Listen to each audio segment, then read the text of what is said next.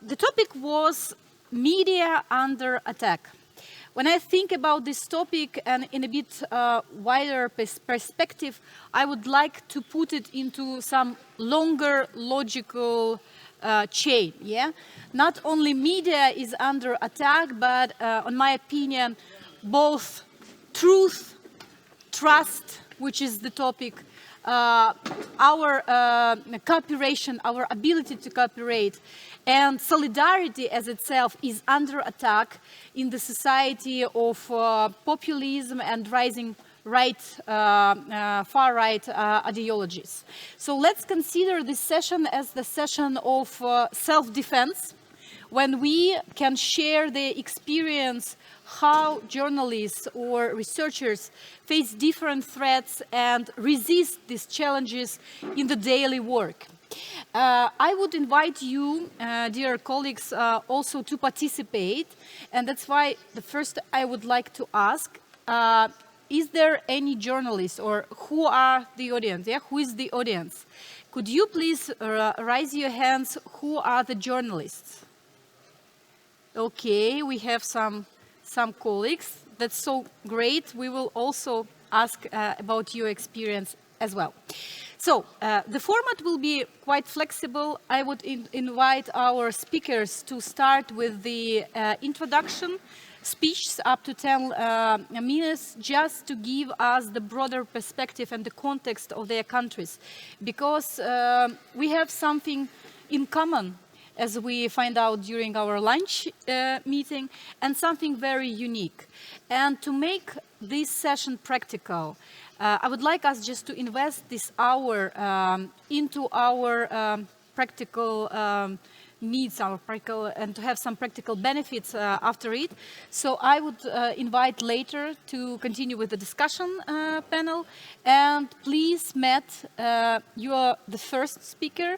The floor is yours, and tell us a bit more about the threats independent media meet in Azerbaijan. Hi, everybody. First off, thank you all for coming to the panel discussion today. As Ina said, I'm from Meydan TV. And just, if I look down at my phone, I'm just making sure I'm not talking too long. So I might check the time a couple times. But what I want to do is just give you an overview of what Meydan TV is, and also talk about the context that we work in Azerbaijan. And then speak more about how the government suppresses voices and really restricts media freedom, and how this affects us in our daily work at Meydan. So Meydan TV is an exile medium platform that was started in 2013 in Berlin by exiles from Azerbaijan.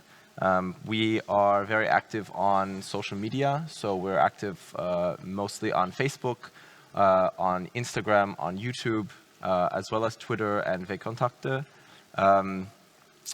And we are trilingual.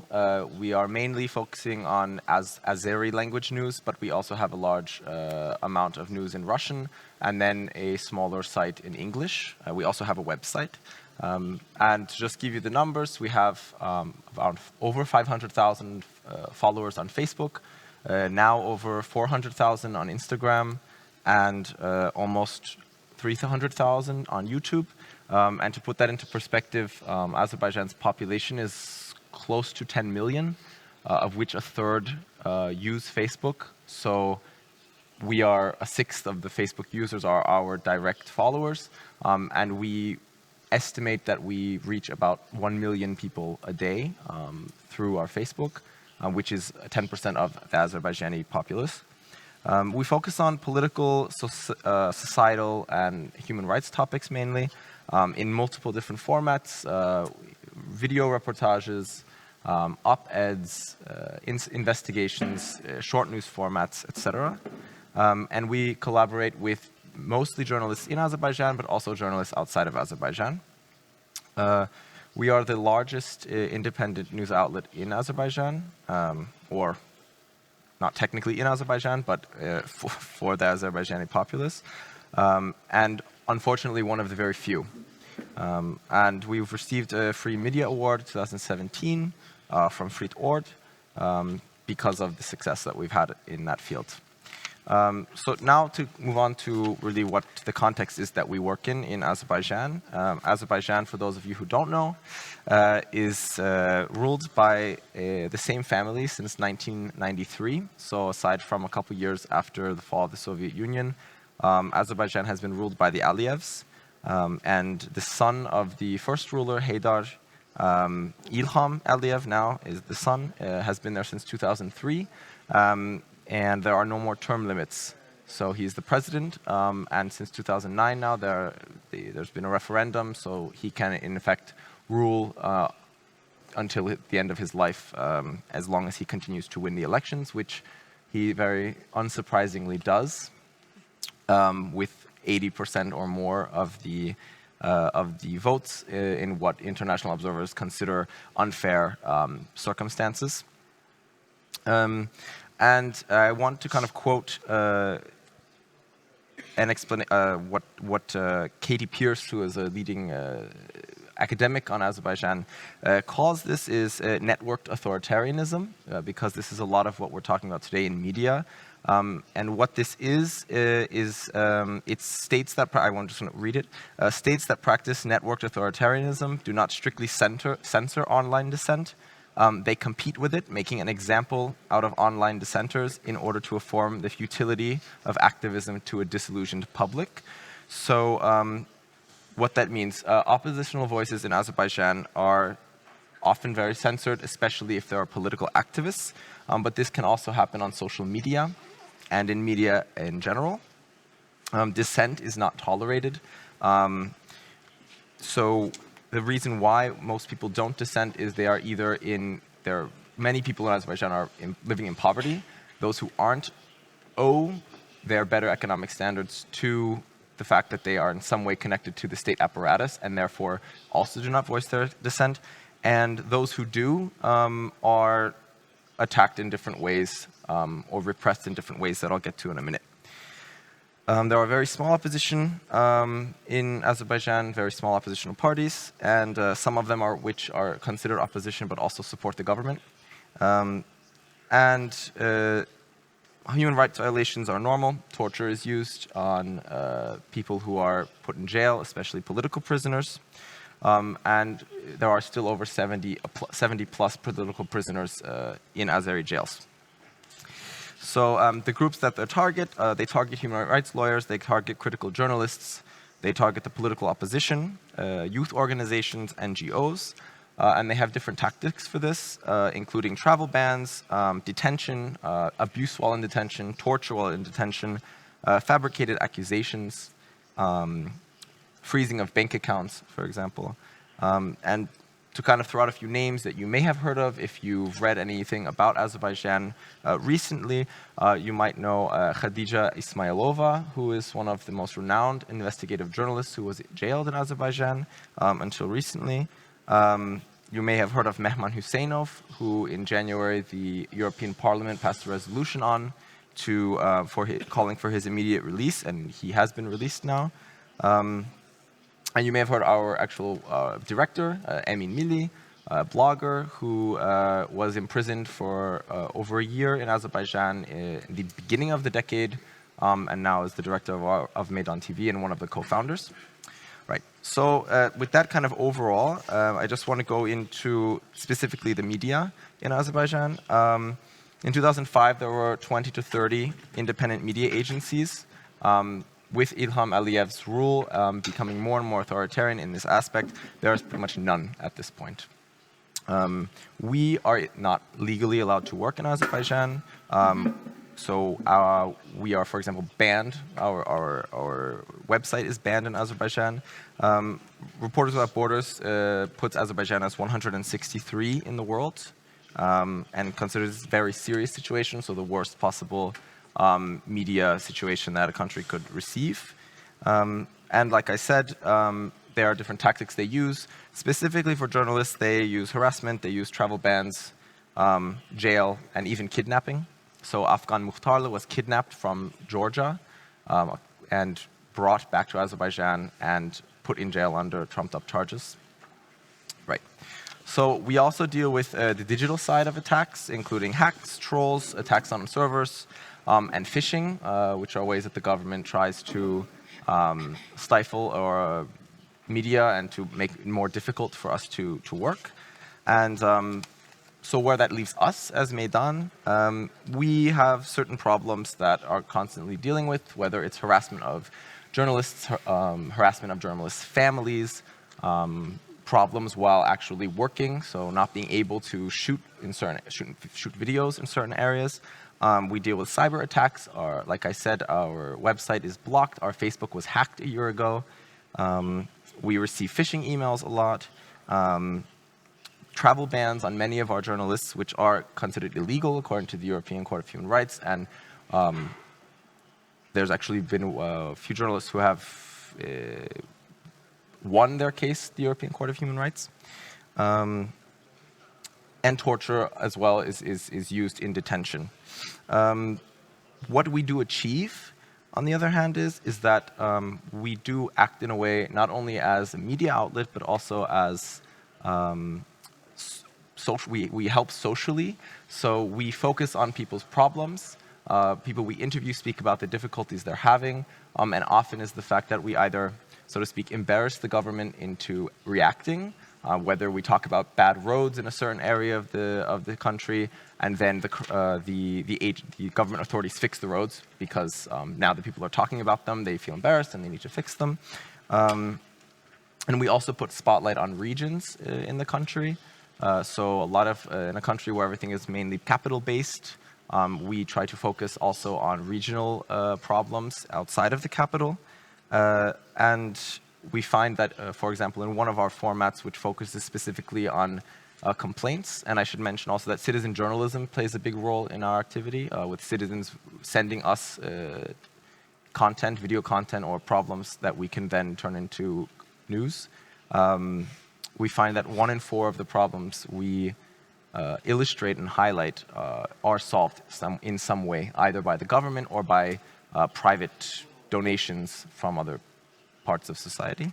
And on the other hand, though, we also have the problem that very rarely is it that anyone who has any type of, who isn't in poverty, who doesn't have anything to lose, will speak to us because it is not considered, they don't really want to have themselves affiliated with Meydan TV. And it's not a name that someone who works at Meydan TV would openly speak about in Azerbaijan, that they work there and that they tell people about this. So that's kind of my general overview. Yeah, I hope we will have a time, and I'm sure we will have a time to discuss the solutions you found out, like to protect yourself and to continue this work, which is merging between journalism and activism, probably, in Azerbaijan. Yes, yeah. But shortly, whom do you consider your main enemy? Who is actually attacking? Is it the state? Who is the main enemy of Meydan TV? Well, the state is who instigates all these problems. So the state is the one that is repressing us, and the state and repressing media in general in the country. And they do that through different ways, whether it's trolls, etc. But these are all state-sponsored, as far as we can see. So this is not done by some smaller group, but rather by state-sponsored or state-supported people. Thank you. For me, it was like a shocking experience. I found out about Meydan TV for the first time in 2015 on PDF in Warsaw. And actually, I hope that it will bring some information to our audience. But there is something going on right now in a very neighbor country, Hungary. And Edith is well informed about the reality of independent or the media, or the reality of media in Hungary. Could you please share with us what threats European countries do have now?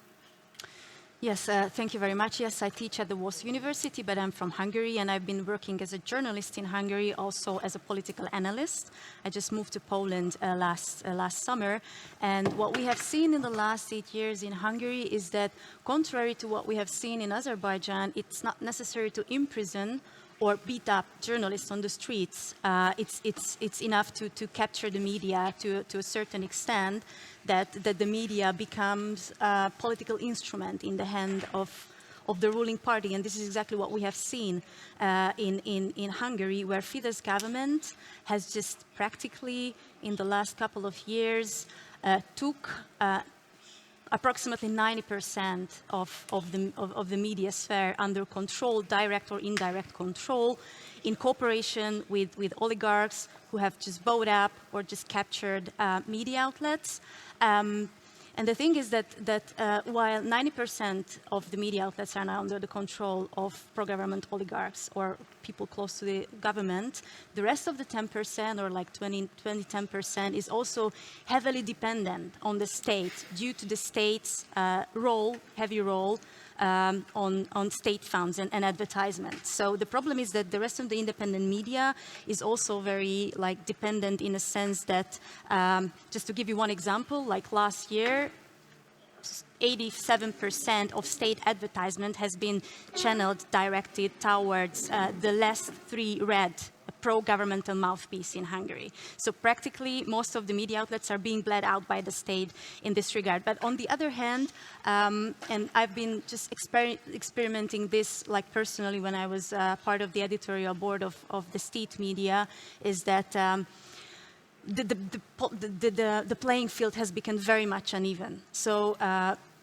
apart from the fact that journalists are being named, blamed, and shamed and depicted as the enemy of the nation on a daily basis, there is not very many opportunity for oppositional parties, for instance, to be represented at state media. So it's quite balanced, and this is they just undermine the very concept of public broadcasting. This is what I've experienced, and this is why I quit, and I went to another media outlet, which has been also abolished since then. It was a weekly conservative magazine, which doesn't exist anymore in the previous format. So the thing is that many daily newspapers, televisions, radio stations, and weekly magazines were shut down or overturned. So right now they're instruments of the government or bought up by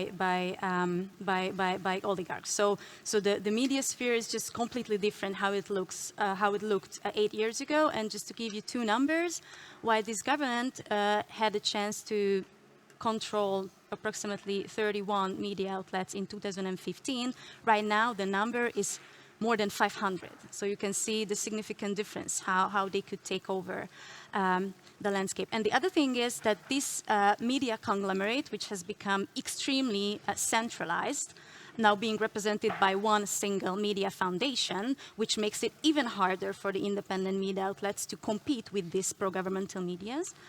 With media outlets, is that that most of the content that they're providing is underpinned by conspiracy theories and fake news. So the content that they provide became extremely one-dimensional, focusing on one single issue, embedded in a conspiracy theory that is American, Hungarian, billionaire George Soros, who is trying to undermine the sovereignty of the Hungarian state, and statehood, and trying to undermine the will of the Hungarian people, and most importantly, in cooperation with the European Union and civil society organizations, he's trying to replace Christian white Hungarian people with Muslims. So this is the basic message that's being spread around.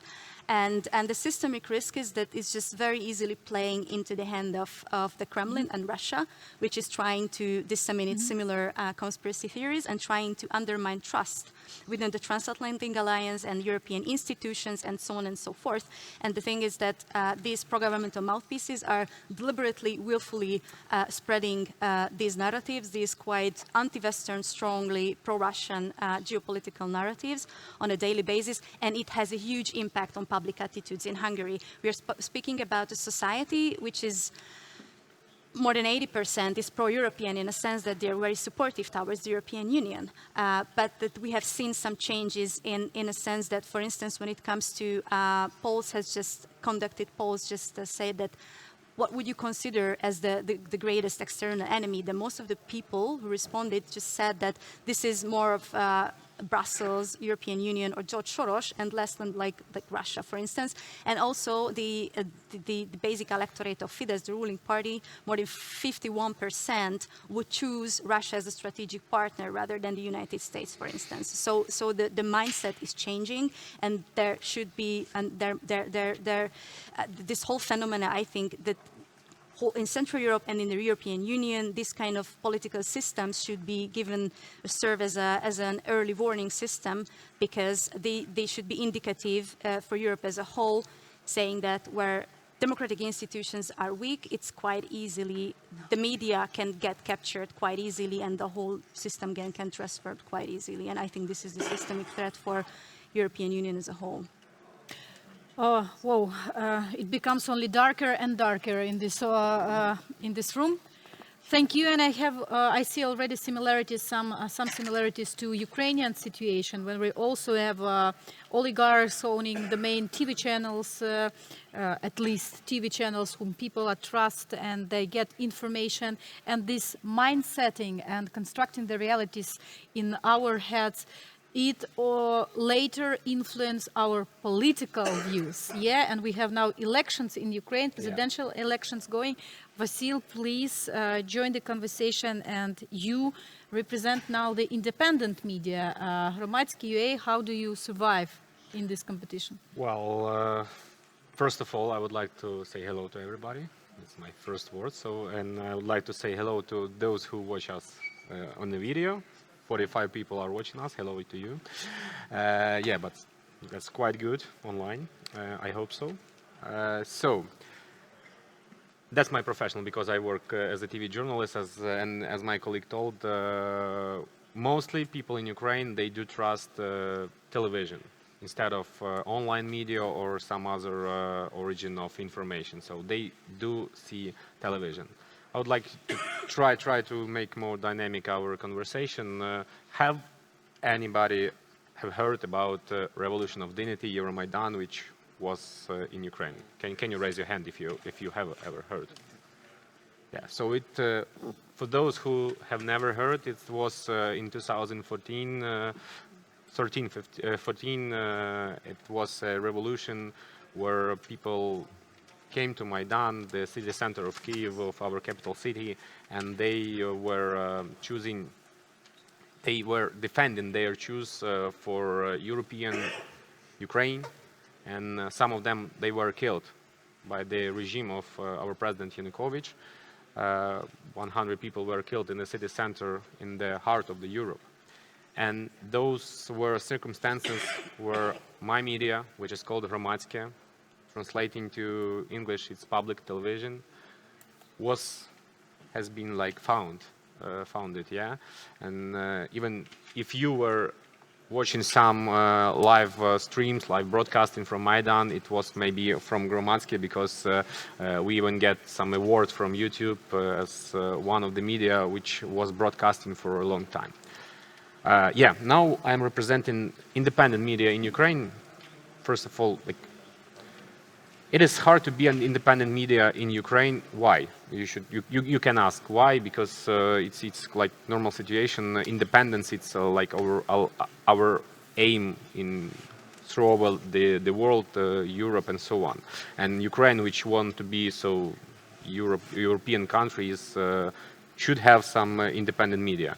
But we do exist as independent media, just having our funds and our budget made from grants, European partners. So that makes us to be independent. We can just count from 2 to 5 media in Ukraine which could name themselves as independent. So that's a big problem. And even now, when we are in the election process, I know that everybody who just is in touch in the political process are quite surprised with our first stage of election, how the comedian compete in the election process with current president, and even more, our abroad partners, you, for foreigners, you really surprised how it can be that this is so low trust for current president, because I know that abroad he is quite respectful and so on. So I should say that media plays a big role in it. By the way, I'm ready to talk to you about elections after this panel. It's not maybe the topic of our panel. I'll tell what challenges do we face in this process of being independent. First of all, it's, as we mentioned already today for a few times, it's language of aggression, hate speeches. I think you all could read some press, some media, and find some emotional things which do journalists write down or say from the screens. Hate speeches is what make us to separate one from other, to divide society. And I think this, let me say, tradition, these movements, pro-right radical movements which exist all over the Europe, they become popular in Ukraine. But I'm almost convinced that you can say that you have the same situation in your country, because it's a trend for all over the Europe to become more far-right, like movement, to be pro-right radical and so on. So that is one of the hate speeches is one of the problems which we are facing, and it divides society as well. And we should somehow, with our professionalism as independent journalists, try to figure out how to go through these hate speeches, because it's really hard when you have a lot of inside problems in country, in Ukraine, but you have also external war aggression, military aggression from other country. So that is really hard problem to decide. And they, on the other hand, as my colleague from Hungary said, they have state control. Azerbaijan has more over, I think, problems than we have. It's like almost authoritarianism, yeah. So we have oligarchs, and that makes us really hard to go through them. Oligarchs are owning our media, and they do influence on their editorial. They support even on elections. It's really noticeable when there is election process. For example, one event exists, and you could see 4, 5 versions of reports, which will be totally different on any channel. It just depends on whom is the owner of this channel.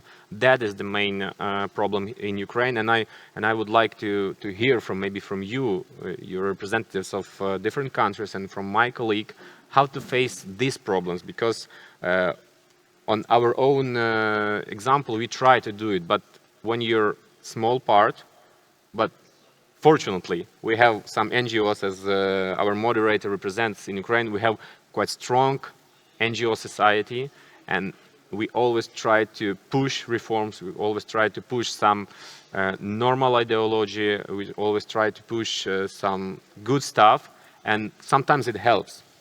But I would like to also to hear from you. So that's maybe the point of our discussion.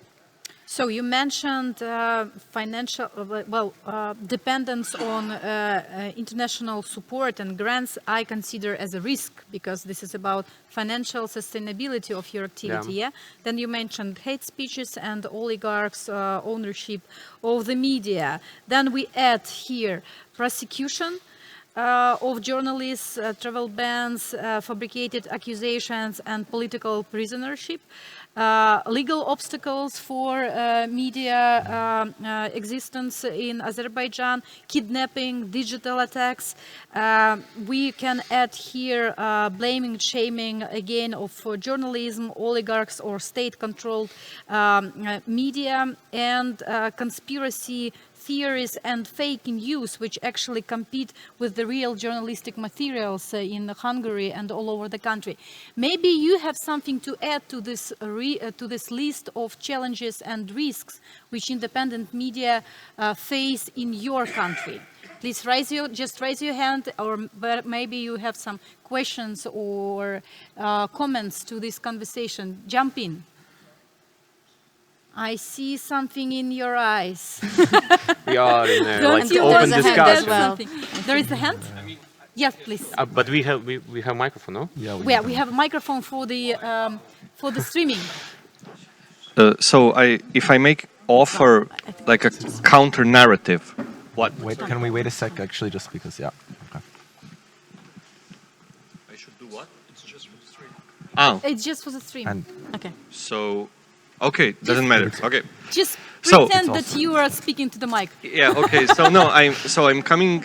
I'm coming from Slovenia, and the exact, I guess you could say, opposite is happening in our country. So Slovenia. yeah, you're all describing the general media or the big media outlets being kidnapped by oligarchs and problematic actors. In our country, the situation is slightly different. So we have a reasonably working public media. We have right now, let's say, the government that isn't all bad. The problem is that the opposition is, so the right-wing opposition in Slovenia is collaborating with Hungarian President Orban in order to destabilize the let's say the society or the political order in Slovenia. What is happening is that the opposition founded its own media. That media is being financed partially by companies that are connected to Orban and partially through advertising from the state-owned media in Slovenia, for example, the National Telecom Company. Our NGO made a whole campaign starting in September 2018, and we ended it on the April's Fool Day today. The concept was that we called out the National Telecom, trying to get a response. Why are they advertising on hate speech right-wing media outlet that is being financed in part by Orban? They didn't give any response. They started giving responses in terms of, oh, we advertise everywhere. We don't select the media. And we were asking them, so if like the neo-Nazis established the neo-Nazi media in Slovenia, you would advertise there. And they said, oh, no, that's completely different. The media outlet that is partially funded by Orban companies is exactly as you described. So it's fake news, it's propaganda, it's lies about refugees, it's lies about the events in Slovenia. But the problem is that it's being financed by, in one part, foreign political powers, and on the other hand, state-owned media. The issue I'm having, or the issue I'm trying to put out, is that you have to think about, I'm going to say, legal framework that defines public and private media. So you have to think, you can't, I wouldn't recommend putting too much effort in just being activists in the field, creating media outlets that counter the propaganda narrative. But you have to push for a political reform that will hopefully establish a reasonable, legal framework within which you can then operate. Do you have such? I mean, so the legal framework in Slovenia revolving the media is, as the saying goes, complicated. So you can look at the media legal framework in Slovenia and you can flip it both ways. That's why the law regulating the public media hasn't changed in Slovenia for the last, I'm going to say, 10 years, because it's written in a way that anybody can interpret it for its own benefit. So if you have normal politicians, the media is working as it should. If you have politicians that think of media outlets as a propaganda machine, they can do that through the current legislation. And nobody wants to, I mean, the political actors don't want to touch that because, they never know when they might need it. Who knows where wind will flow? Yes, yeah.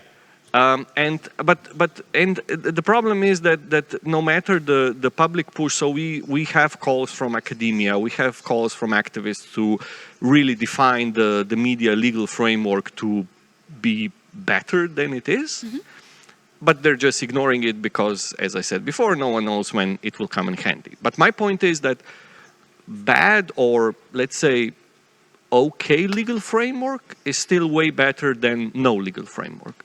Because if you don't have any legal framework, then you don't have any footing to stand on. Then you can reference, you can't reference it to anything. You know, anybody can just come out and say, okay, I think that the public media should be this, and it is, because you don't have any reason to. I mean, you don't have anything to compare it to. Thank you for this, Yeah, and that's the moment when I want to ask Edith, how do you estimate the legal frame in Hungary, the member of EU? What is the legal frame for media, and can it be fixed somehow? Yeah, I would like to thank you for this very important intervention, because basically you described my second point. I also wanted to add that although it's not a comforting thought, what's happening in Hungary, it's not going to stay in Hungary, and Viktor Orban is an ideology exporter and importer at the same time. So while he was, for instance, importing the idea of anti-Soros ideas and campaigns from Nikolai Gruevski, he's also trying to disseminate his ideas in the Balkans very strongly, like he's with soft power tools, and this is exactly what you just described, like this media shopping acquisitions and many other activities, which doesn't pay off economically and financially at all, but of course it pays off politically, because he can promote his worldview on anti-migrant, anti-Western kind of. Just to make another point, sorry, just briefly. So so the leader of the right-wing opposition party, Janez Janša, was quoted in the media as the savior of when Orban wanted to split. Viktor Orban was personally campaigning for him. Yeah. They've been campaigning in tandem. They're best buddies, basically. Yes, they're allies, of course.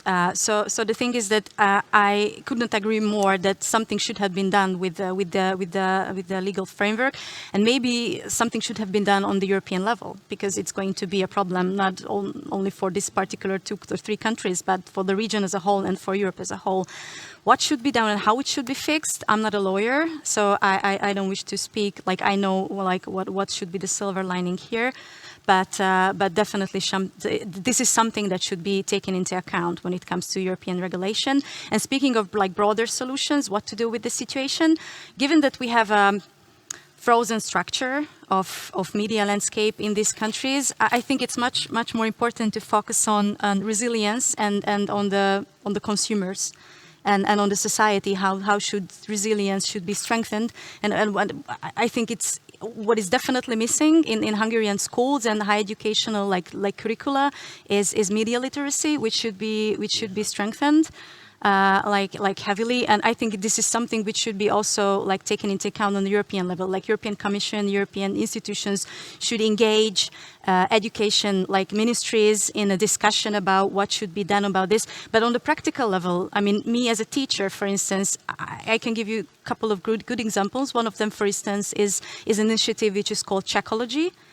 I don't know if you know that, but it's a virtual classroom, which is quite good tool for teachers to educate students about how to make a difference between an advertisement, a propaganda message, a real news and fake news. So I think it's quite useful that you can like just simply try to spark a conversation about what does disinformation mean, fake news mean, how does it threatening our society and democratic values. So I think it's a great idea, and but it's also like lacking in Hungary. And what would be crucially important is just to strengthen and build up to empower consumers that they should try to find the way to make some efforts and pay for the content, because due to the shrinking media like space, what we have seen, the market, the advertisement space, I think it's quite necessary. And what we have seen was a successful story, for instance, in Slovakia with Denik. Unfortunately, we still don't have a successful model, only based on subscription in Hungary. But that will be also very important to strengthen, to boost up the system. But I know it's very hard, especially within the given conditions. And one of my colleagues from Hungary can talk about initiative and the difficulties regarding that. So that's what I want. We are slightly moving to the solutions, and if we understand, we agreed that state or oligarchs or fake news producers or Russian propaganda, we understand who is our enemy, but who will defend independent media? If, for example, something happens to Meydan TV, do you think that your viewers would would be brave enough to risk maybe even their life to protect your broadcasting in Azerbaijan? Or who is the protector of independent media? For Meydan, I think there's not a very long history of successful protest or initiatives in Azerbaijan, and so I doubt that groups of people would go onto the streets, for example, just for Meydan, because it's so difficult to do so for general reforms, and so. I wouldn't say that this. It's hard enough, for example, for us as well. You know, we don't have a subscription kind of income either. So because of also the fact that the economic situation in Azerbaijan not the best, is that it's unrealistic really to expect that from our readers. I don't really have an answer to that question,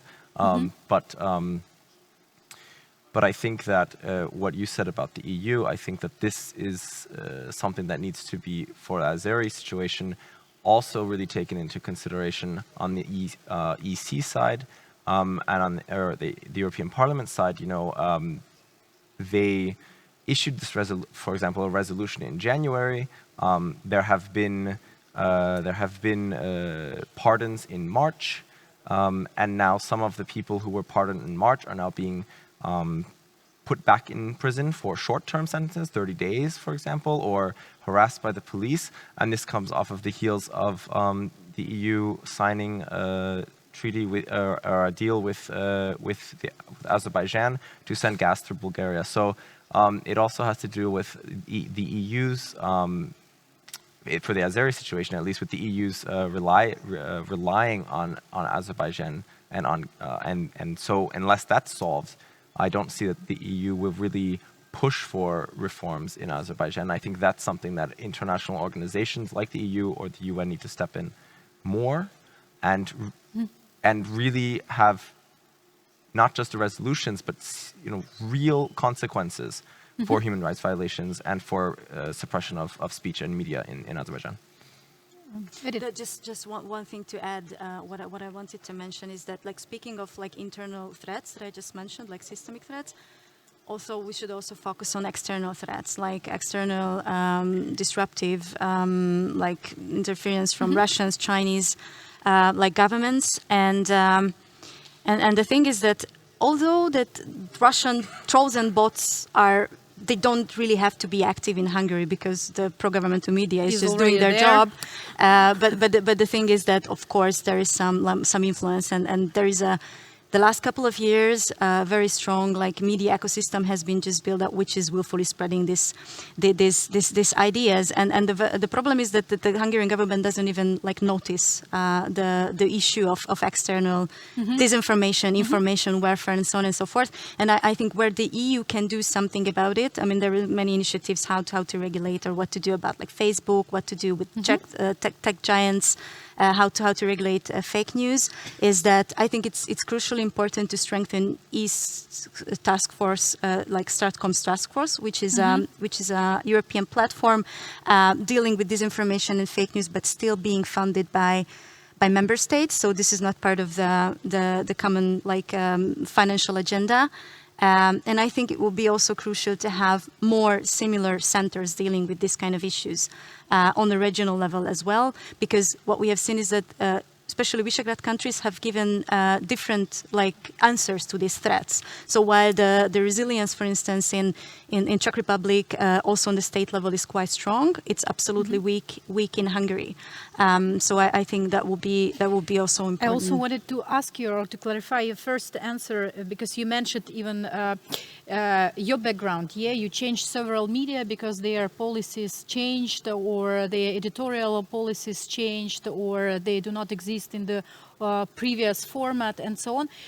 When it happened, did anyone from the readers or viewers feel the change? Did they feel the difference? Did they ask the editors, like, what happened to the news? Why I see now the influence of some ideologies in the news? Like, who is the protector of independent media in Hungary? Well, Or they are just closing up or changing to, I don't know, propaganda websites, and nobody cares because journalists have to move to another professions or countries to survive. Well, like a lot of colleagues have become some sort of orphans, for sure, that they couldn't really find a way to keep themselves, I mean, to move forward as journalists, because the shrinking space of less space to maneuver. Some of them have just like stayed within the system, and they have chosen, I guess, like self-censorship, or they're just trying to not to be in the front of the news, to take the responsibility. Yeah, me myself, I have a lot of colleagues who had to give up their professions because of this. So it's quite difficult. Some of them are trying to find the way to work as a journalist abroad, and of course, who are like speaking languages, they find the way to do that. But you know that shouldn't be the solution. The solution should be that there's a way to stay at home and try to keep up and try to do the news for their audience. I'm asking this because our Ukrainian colleague Pavlo Sheremet, several years ago, 3 years ago, he used to be an opposition journalist from Belarus. Then he was an opposition journalist in Russia. Then after Meydan, he moved to Ukraine and became an opposition journalist in Ukraine. And 3 years ago, he was just blown up in his car. That was a very, very loud crime, but it didn't create any platform for self-organization of journalists. I thought it would be the point when journalists in Ukraine will understand that they should be united, that they should protect themselves and just consider the real physical risks. But it didn't happen. And at the same time, in Ukraine, for example, a journalist can publicly announce that he or she quit because of the censorship in the editor teams, and he will be supported by society and will switch to NGO or to donors organization onto several independent media.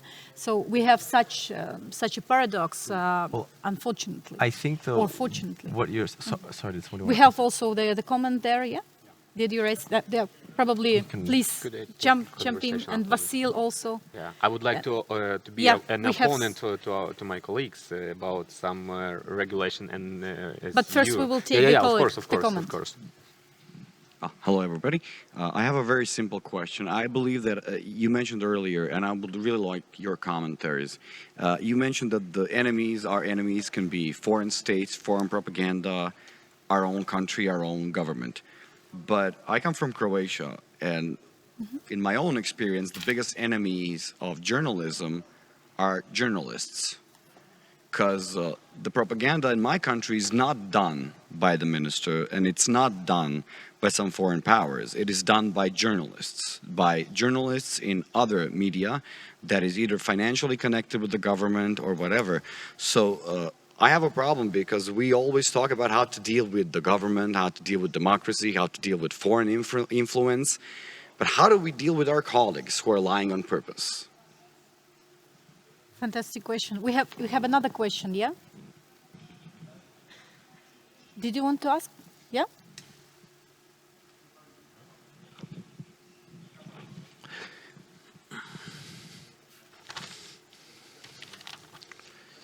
Mam 3 pytania do pana.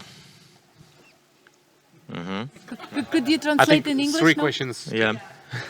Yeah. Okay. Thank you. Okay. Could some? Pierwsze pytanie. Tak, who knows Polish language? A little bit. Could you help us, please? Well, I think I if he think translates, then if he says it in Polish, then you can translate. Yeah. Thank you. I can move a little bit. So we take the microphone question. to you. Ja się nazywam Szurkowski, jestem z Warszawy. Jestem demokratą, ale nie wierzę w demokrację. Jestem bardziej opozycjonistą. To tyle na wstępie. Mam pierwsze pytanie. Czy pan pamięta Związek Radziecki?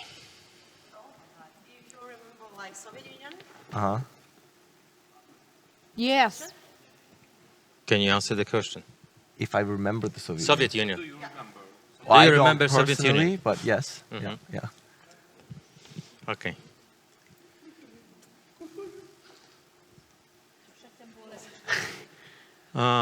Czy w czasie związku było lepiej, jak się wam żyło, będąc w Związku Radzieckim, czy teraz jako niezależne państwo? Okay, so when was better for Azerbaijan? When you lived in the Soviet Union or right now? Oh my God. Right. That's interesting question. Okay, so I should make a disclaimer, I guess. I should make a disclaimer. So I'm not Azeri. So I work in the management side of this. But I don't think that anyone has the answer to that question. I think there are many Azeris, and studies show that many Azeris prefer, they have this, in Germany they call it the Ostalgie, so the Eastern nostalgia, this nostalgia for Soviet Union, because they see it as it being better. But I think there are also many Azeris who do not agree, because they still view the Soviet Union as an occupant. So they were not able to, go to their national ambitions. So I think that there's groups in Azerbaijan that feel both of these things. I don't think there's I don't think it's a either-or question. So it's not either the Soviet Union or the current regime in Azerbaijan, but I think there are many better options that we should be looking to. Mm-hmm.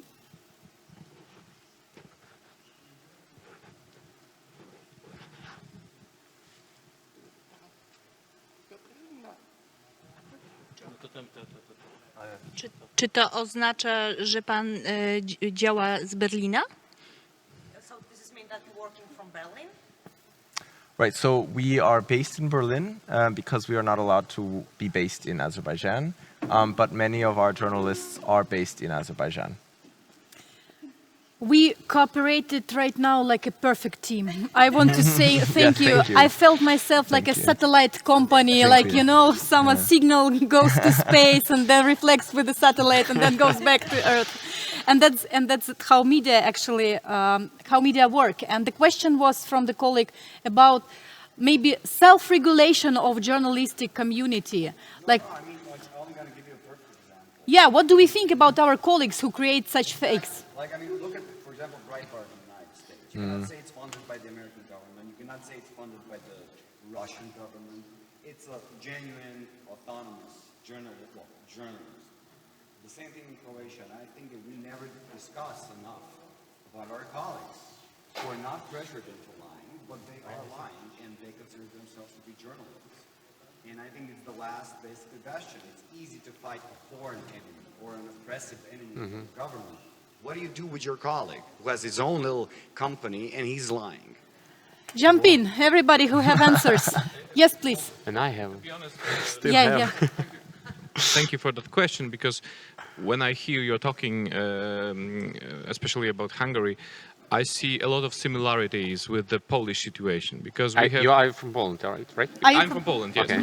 I'm from Poland, and in Poland, our situation is a bit similar, because national media are mainly propaganda now. They are supporting the government, and in the main informational program on TV, we can see a lot of propaganda, and everybody sees that. But the private media in Poland do not support mainly the government, but they also are biased. Because, as the colleague said, this is a problem, because we talk a lot about the independent media. Of course, it's a fundamental thing.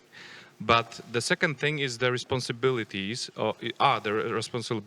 of journalists, because they should be ethic in their activities. And it doesn't always happen. And in Poland, my organization, I have two girls that are volunteers here. We are Institute for Discourse and Dialogue, and we started some monitoring program, kind of watchdog program over media. It's called Indeed Media Watch, and I'm saying it because it's the partially the answer to that question, because we are trying to monitor the media messages through all the types of media, TV, internet, press, radio, and show the bias of them. It's not fact-checking organization. We don't do fact checks, but we do bias checking. We check according to unified methodology the same criteria to all kind of media messages. It doesn't matter if it's the right wing or the left wing. We apply the same criteria, and we try to show on a large scale of data what is the bias, what is the direction of that bias. And I think it's a good way to show what is the bias of media, and after that spreading this information and saying, look, we have that media and they are biased in that way, and this is the level of the bias. And after that we take another medium and we say, okay, this is the bias of that medium. And when we do this with the unified methodology that is not, biased, we can start improving the level of journalism, not only in Poland, but I think it's necessary in other countries as well. Thank you for this comment. Can we give the floor to Vasyl, because he was holding the hand, and then to you, okay? I would like try to have everything, few answers in my speech. First of all, I'll be open to my colleagues over here and over here. Nice beginning. As you told, we have to have like regulations, some legal regulation. It's okay, but we can. And as you told, we should have some EU regulations of some process how should media works. But first of all, you mentioned very important thing. We shouldn't rely on our parliament or some state bodies. It's quite. I think we will be in not good position if we will rely on them, just only on them. You mentioned very good thing. It's media literacy. That's really important. As you told from Poland, our colleague, and from Croatia, what you are talking about is media literacy. If people do understand media background, if people understand whom owns those media, whom are these messages, if they can understand that this is hate speech and this is professional article and so on, they can analyze. Because everything, I think, first of all, people are not fools. Yeah, we can agree with this statement. People, any people, they are not fools. By the way, we should respect the rights of anybody, and we should understand that they are not fools. And to our experience of Hromadske in Ukraine, to be honest, if you are not commercial platform, you don't have so much money to be really. To have a lot of auditory, to have a lot of use, to have a lot of influence on process. And sometimes we are facing like such problem that, for example, by the way, we have on the Facebook 600,000 people as subscribers. We have 300,000 people in YouTube as subscribers. But we are always challenging some problems competing with commercial media, because they have more money, they have better technical stuff, they have much more better opportunities, and that makes our number of viewers lower than them. But I return to the election process. At the start of the election process, we and our colleagues, we agreed that, okay, we are not so popular, we should understand it right now, but we will understand when media go polar, and when media try to go to any sites, people at any time, they will return to our media to get some real information. And that's about self-regulation, that's about professionalism. Journalists should understand that if you're trustful, if you're honest, people will get to you. That's maybe the answer on this question. But before, we should have some regulation for media literacy, because everything is in our heads. Not only Parliament and something like this, they decide on us. sooner or later, better sooner than later. People will go back to you. Thank you. We have 2 comments over there. Colleagues, yeah, you. Yeah, now it's your turn to imagine you are speaking to a mic. Okay, I'm from the organization of Institute of Dialogue and Discourse, and I just want to say that I didn't know that too. In Poland, there's a war. I think I can call it a war. There's a war, and there's soldiers. There are soldiers, the right side and the left side, and there is no such thing like a middle. I didn't know that, and I think the key is to be aware of it, and if nobody shows them, if nobody shows people the problem, they would never think different way. They only know one side because, okay, they are watching public TV, and they know only one side, and okay, they are switching channel, and they're getting a different side. Yeah, different reality, and there's no such thing like a middle. People are not aware of it. That's the problem. Okay. Did you want to add something?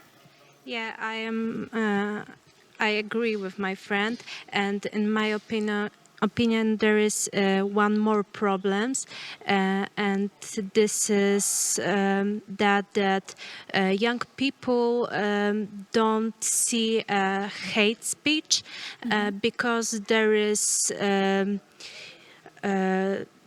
everywhere in our medium and social media, yeah, and young people don't know what is hate speech and don't know what is good discussion, and they fix it and don't know how to say it in the right way because they live in this reality, and they know another other way how to say some things, and this is hard to see this problem.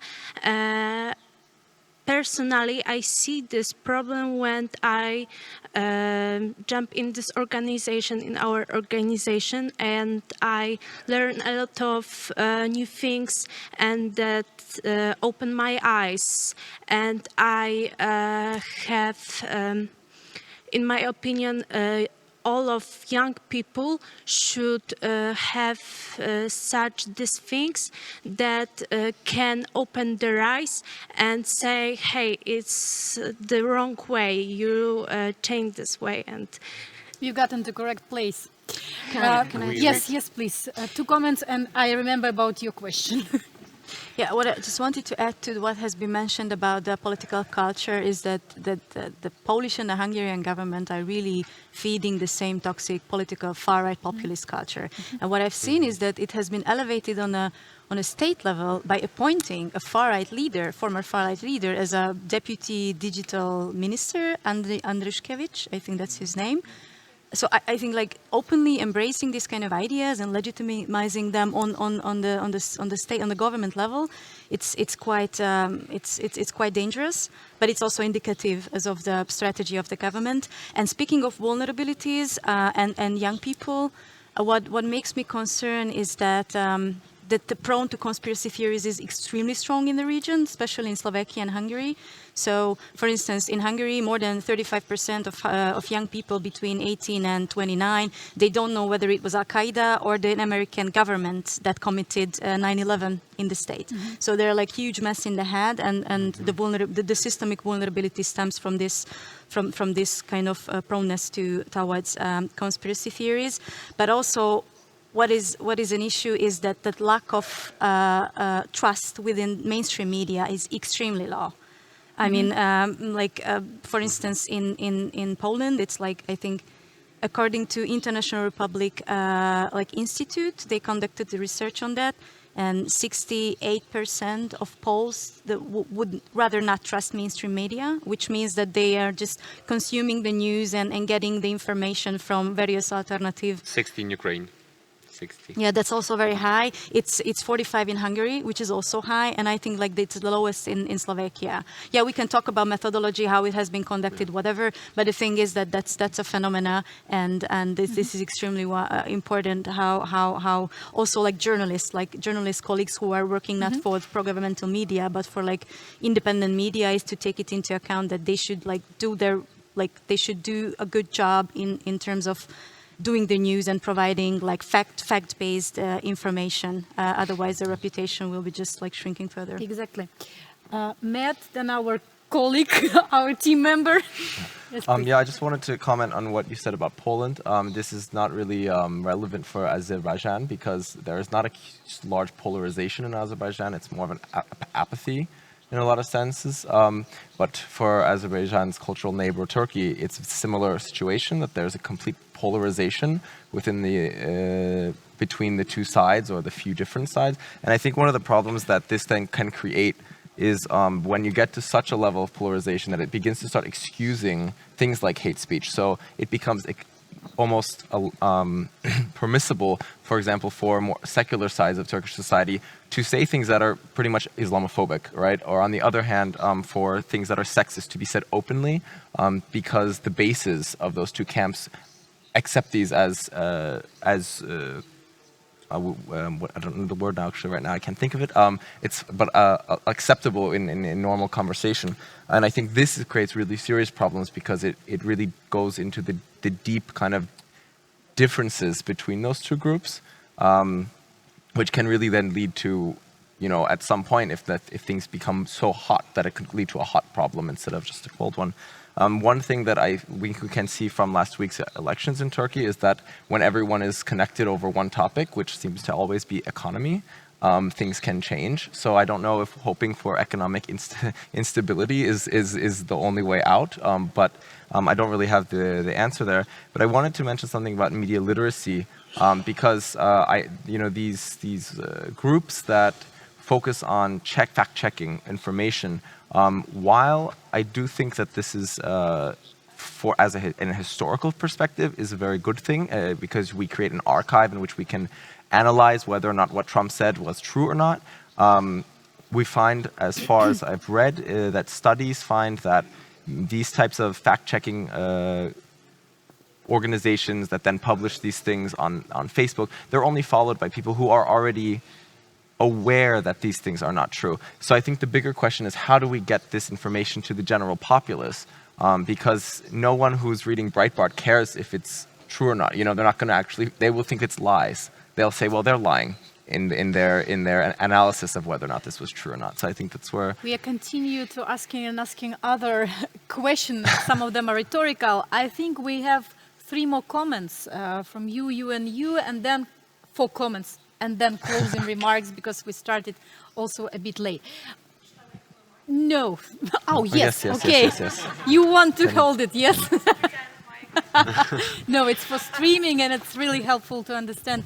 Okay, so actually I want to say something like answer, or maybe I found an answer in my head for solution, because we already forgotten about the power of social media influencer and YouTuber, and maybe it's a little bit naive, but I think the younger people and those younger generation focus on YouTuber and influencer and create trends in fashion.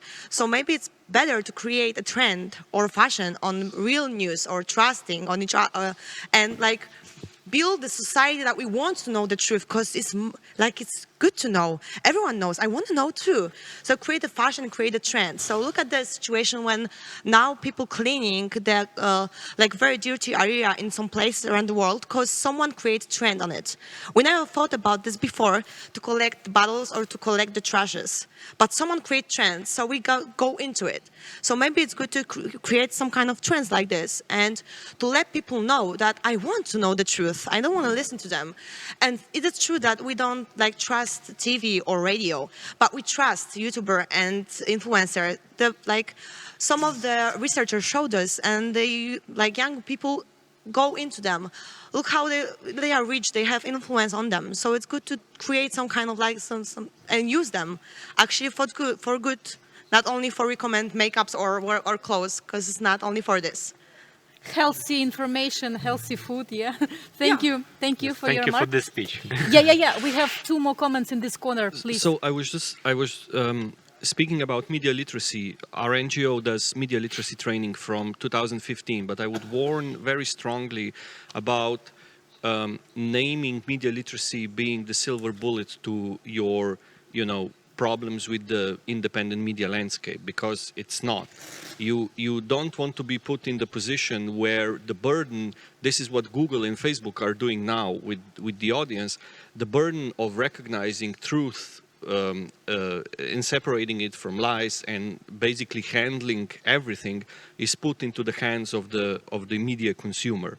That's not, nothing in this world works like that. Or if a situation is like that the whole thing is dependent solely on the end user, it breaks down completely very fast. I usually give an example. Imagine if you were buying a car and the car salesman gave you the car keys and said, okay, this is a brand new car, but every time you start it, you have to check if the wheels are attached to the car, if there's no bear in the trunk, and if there are snakes in the air conditioning, because we don't guarantee that. Every industry has standards, every industry has rules, every industry has regulation, every industry has a legal framework the consumer can use when it wants to complain, when it wants to reference something to something and stuff like that. And another thing about media literacy and fact-checking isn't media literacy.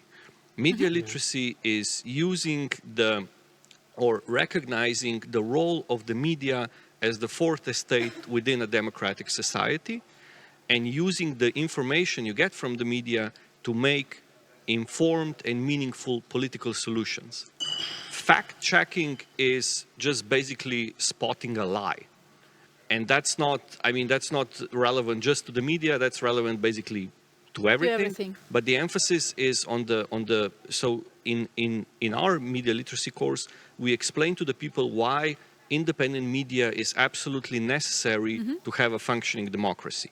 And you connect the media with the political subject, and then you explain the role of the media consumer / active citizen in that regard. Just saying, you don't want fake news because lies are bad and truth is good. We lied to kids about Santa Claus and nobody got hurt because of it. Thank you. Thank you. Maybe in Poland. Okay. Yes, please. Thank you for this debate. I want to follow up on you and you especially on that fact-checking is not the remedy. It's part of the way or the solution, but not the entire solution. Even if all the information will be fact-checked, first, it stays within the bubble. And second, I think there are more factors of media crisis and especially the trust of media. Maybe media, like the traditional media. The translators do not hear you well. Ah, okay. Is it the mic? So it works. Oh my God. Yeah. Shall I shout or does it work? It should work. Yeah. Continue. Okay. So what I was saying is maybe the crisis of trust in media is also like media are maybe those who kind of play the role there. Maybe media are not providing useful information for readers anymore because maybe it doesn't really work this when it bleeds, it leads. There is so much negativity out in the media and people are tired of it. Myself, and I don't follow media that intensively anymore because it's only the apocalypse on March. And it doesn't really, it's not in line with my daily experience, right? The world is not that bad place. Sorry, again, there is some problem with the microphone. Okay. Someone has on another microphone. Probably. But it's the end of the session. I think we will survive the last moment. Just to conclude, I think people are tired of the negativity, and it's also a role for media to shift the mindset of where they are looking for stories, whether it's only exposing the problem, but then leaving the reader or the audience without any solution, without any ways out, without the light at the end of the tunnel.